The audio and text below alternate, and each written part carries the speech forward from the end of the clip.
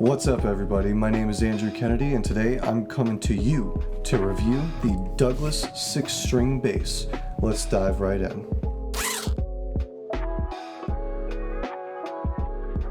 So let's say you're looking for a 6-string bass, but you don't want to spend a whole lot of money, budget's a little tight.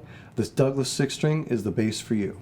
If you're looking for an entry-level 6-string bass that it might not offer you the most amazing quality, but you only need it for something specific, look no further than the Douglas. So this bass has a pretty punchy and a balanced sound to it. It's pretty nice. It's an active bass, as most 6-strings are. It only requires one 9-volt battery, not two, like most larger basses like this one. It features 2 truss rods in its neck to adjust the neck width, which, the neck being the size that it is kind of necessary. It's a rosewood neck with 5 bolt-on screws in the back. So definitely not the most quality bass out there, but if you're a regular bass player that only needs a 6-string for one specific purpose, then I would say this is for you. The Douglas 6-string has a very punchy sound on the bottom, and it's very, very nice, clear sound on the top. I do find that this bass has a kind of twang sound to it, almost like a country feel that is just all across the range of the bass, which is not necessarily a bad thing, but to me it does show the quality just a little bit. But that doesn't change that it has a very clear, punchy sound to it, just like any other bass.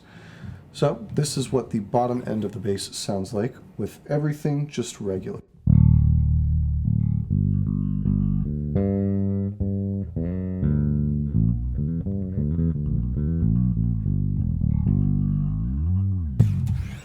Versus, you've got the upper register of the bass, which you can use for a lot of chordal stuff.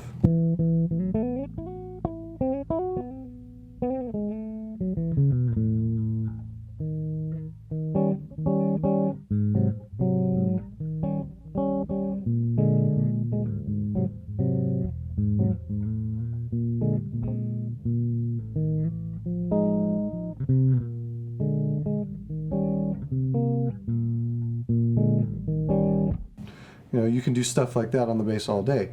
And as you can see, it comes through pretty nicely and clear. So, as I said before, if you're looking for a nice 6-string that can get the job done for you, this is definitely that bass. Now, there are some limitations to the bass as well. First of all, with it being a 6-string, as with most typical 6-strings, it does have a very large neck, and the neck is very heavy. This is kind of where the quality of the bass really shows most, as far as where it lacks, because the heavy neck can actually hurt your shoulder after a while if you're not used to it. So I would be mindful of that if you're looking into 6-strings. In addition, because of the size of the neck, when you're playing in the upper register, trying to hit these bottom strings here is pretty impractical, especially if you're trying to move throughout the song pretty quickly.